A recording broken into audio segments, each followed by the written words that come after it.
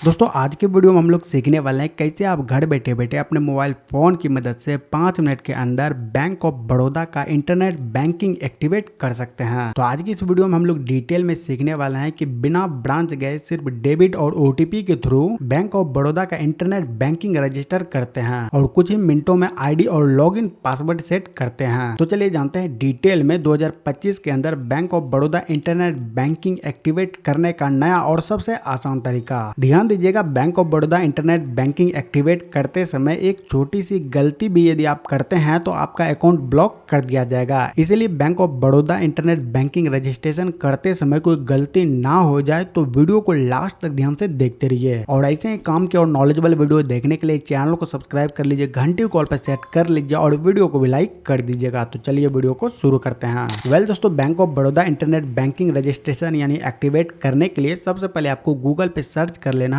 BOB internet banking और first में ही आपको वेबसाइट देखने के लिए मिल जाती है जहां पर आपको बोला जाता है BOB world internet banking bank of Baroda. तो आपको इस लिंक के ऊपर क्लिक कर देना। वैसे इसका लिंक आपको वीडियो के डिस्क्रिप्शन में और कमेंट में पिन मिल जाएगा, तो वहां से भी क्लिक करके आ सकते हैं यहाँ पे। उसके बाद आपके सामने ये वाला पेज ओपन हो जाएगा। अब यहाँ पे आने के बाद बैंक ऑफ बड़ौदा का इंटरनेट बैंकिंग रजिस्टर करने के लिए यहाँ पर आपको लॉगिन का ऑप्शन देखने के लिए मिल जाता है। आपको लॉगिन के ऊपर क्लिक करना है। उसके बाद फर्स्ट में आपको BOB world internet banking net banking India का ऑप्शन देखने के लिए मिल जाता है। आपको इसके ऊपर क्लिक कर देना है। उसके बाद आपके सामने ये वाला पेज ओपन हो जाएगा और यहाँ पर आपको अलग अलग ऑप्शन देखने के लिए मिल जाते हैं। ध्यान दीजिएगा, ना तो आपके पास यूजर आईडी है ना ही पासवर्ड है। तो उसके लिए आपको सबसे पहले यूजर आईडी को फॉरगेट करना होगा। तो यहाँ पे आपको फॉरगेट यूजर आईडी का ऑप्शन देखने के लिए मिल जाता है। आपको फॉरगेट यूजर आईडी के ऊपर क्लिक कर देना है। उसके बाद आपके सामने online retrieval of user ID का पेज ओपन हो जाएगा और यहाँ पर आपसे पूछा जाता है अकाउंट नंबर। तो यहाँ पर आपको अपने बैंक ऑफ बड़ौदा का अकाउंट नंबर डाल देना है। नीचे आपको बोला जाता है मोबाइल नंबर के थ्रू आप ओटीपी लेना चाहते हैं या फिर ईमेल आईडी के थ्रू। तो यहाँ पे आपको मोबाइल नंबर सेलेक्ट कर लेना सबसे आसान है। तो यहाँ पे आपको मोबाइल नंबर सेलेक्ट करना है। उसके बाद यहाँ पे डालना है आपको अपना मोबाइल नंबर जो आपके बैंक अकाउंट से लिंक है। ध्यान दीजिएगा, मोबाइल नंबर डालते समय 91 लगा होना चाहिए, तभी आपको ओटीपी मिलेगा। अब यहाँ पर सारी डिटेल फिल करने के बाद आपको कंटिन्यू के ऊपर क्लिक कर देना है। कंटिन्यू करने के बाद आपके बैंक से लिंक्ड मोबाइल नंबर पर एक ओटीपी रिसीव होगा, उस वाले ओटीपी को यहाँ पे डाल देना है। ओटीपी डालने के बाद आपको सबमिट के ऊपर क्लिक कर देना है। कंटिन्यू करने के बाद आपको बोला जाता है user ID has been send to your registered mobile number and email ID. मतलब आपका जो यूजर आईडी है वो आपके मोबाइल नंबर और ईमेल आईडी पर सेंड कर दिया गया है। आपको जो बैंक ऑफ बड़ौदा की तरफ से मैसेज आया होगा उसमें आपको यूजर आईडी देखने के लिए मिल जाएगा। यहाँ पे लिखा होगा यूजर आईडी और उसके बगल में आपको यूजर आईडी देखने के लिए मिल जाएगा। इसको आपको नोट करके कहीं पर रख लेना है। अब देखिए यूजर आईडी रिकवर तो हो चुका है, अब बारी है पासवर्ड फॉरगेट करने की। तो उसके लिए आपको बैक टू लॉगिन के ऊपर क्लिक करना है। उसके बाद आप दोबारा से इस वाले पेज के ऊपर आ जाएंगे और यहाँ पर आपको डालना है यूजर आईडी जो आपको मैसेज या फिर ईमेल के थ्रू मिला है। यूजर आईडी डालने के बाद सेट पासवर्ड या फिर फॉरगेट पासवर्ड के ऊपर क्लिक कर देना है। उसके बाद आपको बोला जाता है पासवर्ड को सेट रिसेट कैसे करना चाहते हैं, डेबिट कार्ड के थ्रू या फिर ईमेल या फिर मोबाइल नंबर के थ्रू। तो यहाँ पे मोबाइल नंबर और ईमेल आईडी वाला ऑप्शन ज्यादा सही है, तो आपको ये वाला ऑप्शन सेलेक्ट करना है। उसके बाद कंटिन्यू के ऊपर क्लिक कर देना है। उसके बाद आपको बोला जाता है set password using mobile number. तो यहाँ पे आपको यूजर आईडी देखने के लिए मिल जाएगा। यहाँ पे डालना है आपको अपना मोबाइल नंबर जो आपके बैंक अकाउंट से लिंक है और मोबाइल नंबर डालते समय आपको ध्यान रखना है कि 91 लगा हुआ होना चाहिए। सारी डिटेल फिल करने के बाद आपको कंटिन्यू के ऊपर क्लिक कर देना है। कंटिन्यू करने के बाद आपके मोबाइल नंबर पर ओटीपी रिसीव हुआ होगा बैंक की तरफ से, वो वाला ओटीपी यहाँ पे डालना और आपके बैंक अकाउंट में रजिस्टर्ड ईमेल आईडी पर ओटीपी रिसीव हुआ होगा, उस वाले ओटीपी को यहाँ पे डाल देना है। उसके बाद कंटिन्यू के ऊपर क्लिक कर देना है। उसके बाद आपके सामने ये वाला पेज ओपन हो जाएगा और यहाँ पर आपको ये वाला ऑप्शन सेलेक्ट करना है जिसमें लिखा हुआ है reset sign on and transaction password. उसके बाद आपको कंटिन्यू के ऊपर क्लिक कर देना है। अब यहाँ पर आपको साइन ऑन पासवर्ड सेट करना है और पासवर्ड सेट करते समय आपको ध्यान रखना है आपका पासवर्ड मिनिमम 8 कैरेक्टर और मैक्सिमम 16 कैरेक्टर का होना चाहिए। और पासवर्ड सेट करते समय आपको ध्यान रखना है कैपिटल लेटर, स्मॉल लेटर, कुछ नंबर और कुछ सिंबल होना चाहिए। तो यहाँ पे आपको साइन ऑन पासवर्ड डालना है। दोबारा से वही सेम साइन ऑन पासवर्ड यहाँ पे आपको डाल देना है और यहाँ पे आपको डालना है ट्रांजेक्शन पासवर्ड और यहाँ पे आपको दोबारा से ट्रांजेक्शन पासवर्ड वही डाल देना है। अब यहाँ पे देखिए मैंने दोनों जगह साइन ऑन पासवर्ड डाल दिया है। ध्यान रखना है आपको जो पासवर्ड आप यहाँ पे डाल रहे हैं वही सेम टू सेम यहाँ पे डाल देना और जो यहाँ पे डाल रहे हैं वही सेम टू सेम यहाँ पे डाल देना है। तो साइन ऑन पासवर्ड और ट्रांजेक्शन पासवर्ड डालने के बाद आपको सबमिट के ऊपर क्लिक कर देना है। सबमिट करने के बाद आपको बोला जाता है आपका पासवर्ड सक्सेसफुली चेंज हो चुका है। अब यहाँ पर आपको गो टू लॉगिन पेज के ऊपर क्लिक कर देना है। उसके बाद आप दोबारा से उसी सेम पेज के ऊपर आ जाएंगे तो यहाँ पे आपको डालना है यूजर आईडी। यूजर आईडी डालने के बाद आपको लॉगिन के ऊपर क्लिक कर देना है। उसके बाद आपके सामने ये वाला पेज ओपन हो जाएगा जहाँ पर आपको यूजर आईडी पहले से दिख रहा होगा। यहाँ पे आपको डालना है साइन ऑन पासवर्ड और ये वाला जो कैप्चा है यहाँ पे आपको सेम टू सेम फिल कर देना है। सारी डिटेल फिल करने के बाद आपको लॉगिन के ऊपर क्लिक कर देना है। लॉगिन करते ही आपको बोला जाता है welcome to BOB world internet और यहाँ पर बोला जाता है welcome to bank of Baroda secure enrolment. अब यहाँ पे आपको एनरोल नाउ के ऊपर क्लिक करना है। उसके बाद आपके सामने ये वाला पेज ओपन हो जाएगा और यहाँ पर आपको डालना है अकाउंट ओनर का नाम और नीचे बताया जाता है कि आपको minimum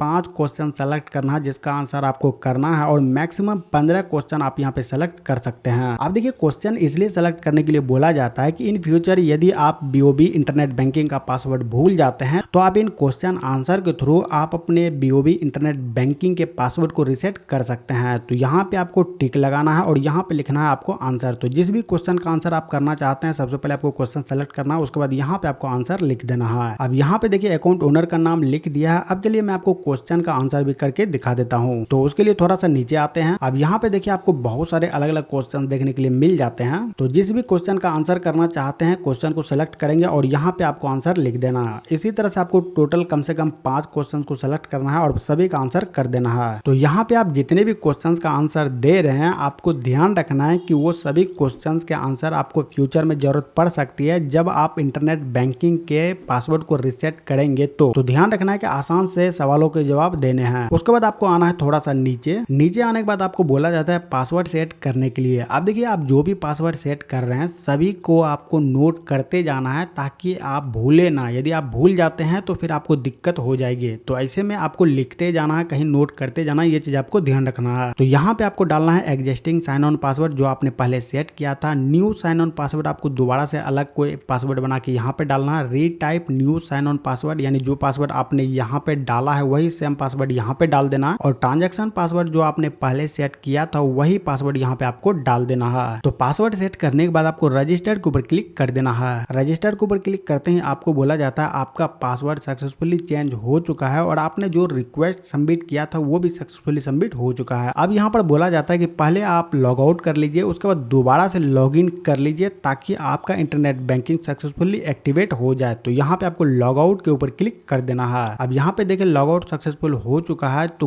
go to log in page के ऊपर आपको क्लिक करना है। अब दोबारा से आप उसी पेज के ऊपर आ जाएंगे तो यहाँ पे आपसे पूछा जाएगा यूजर आईडी। तो यहाँ पे आपको अपना यूजर आईडी डाल देना है। यूजर आईडी डालने के बाद लॉगिन के ऊपर क्लिक करना है। उसके बाद सिक्योरिटी रीजन की वजह से यहाँ पर आपसे लिया जाएगा एक बार मोबाइल नंबर। तो यहाँ पर आपको 91 लगाकर आपको रजिस्टर्ड मोबाइल नंबर डाल देना है। मोबाइल नंबर डालने के बाद आपको कंटिन्यू के ऊपर क्लिक कर देना है। कंटिन्यू करने के बाद आपके मोबाइल नंबर पर एक ओटीपी रिसीव होगा, उस वाले ओटीपी को यहाँ पे डालना है। ओटीपी डालने के बाद कंटिन्यू के ऊपर क्लिक कर देना है। उसके बाद आपके सामने ये वाला पेज ओपन हो जाएगा जहाँ पर आपका यूजर आईडी पहले से लिखा हुआ होगा। यहाँ पे आपको डालना है साइन ऑन पासवर्ड और ये वाला कैप्चा आपको यहाँ पे फिल कर देना है। सारी डिटेल फिल करने के बाद आपको लॉगिन के ऊपर क्लिक कर देना है। लॉगिन के ऊपर क्लिक करते ही दोबारा से आप बीओबी यानी bank of Baroda internet banking में लॉगिन हो जाते हैं जहां पर आपको अकाउंट की समरी देखने के लिए मिल जाती है। जो भी आपने ट्रांजैक्शन किया है वो देखने के लिए मिल जाता है। यहाँ पे आपको 3 लेयर का ऑप्शन देखने के लिए मिल जाएगा। इसके ऊपर क्लिक करेंगे तो bank of Baroda internet banking के अंदर जो भी सर्विस है वो सारे सर्विस आपको यहाँ पे देखने के लिए मिल जाता है, जैसे कि home, account, transfer, bill payment, investment service,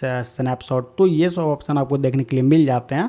तो यहाँ से आप bank of Baroda internet banking के सेवाओं का लाभ ले सकते हैं। तो ये था 2025 के अंदर bank of Baroda internet banking activate यानी रजिस्ट्रेशन करने का कंप्लीट प्रोसेस। कोई भी डाउट है इस वीडियो से रिलेटेड तो नीचे कमेंट जरूर कीजिएगा। अगले वीडियो किस टॉपिक के ऊपर चाहिए वो भी नीचे कमेंट कर दीजिएगा। ऐसे ही काम की और नॉलेजेबल वीडियो देखने के लिए चैनल को सब्सक्राइब कर लीजिए, घंटी को कॉल पर सेट कर लीजिए और इस वीडियो को लाइक के साथ बाकी लोगों के साथ शेयर जरूर कीजिएगा ताकि बाकी लोग भी घर बैठे बैठे bank of Baroda internet banking को एक्टिवेट कर सके। अब यदि आप जानना चाहते हैं कि घर बैठे बैठे एसबीआई इंटरनेट बैंकिंग एक्टिवेट कैसे करते हैं तो इसके लिए आप लेफ्ट वाले वीडियो को देख लीजिए। और यदि आप घर बैठे बैठे नावी एप्लीकेशन से बड़े अमाउंट का लोन लेना चाहते हैं तो राइट वाले वीडियो को देख लीजिए।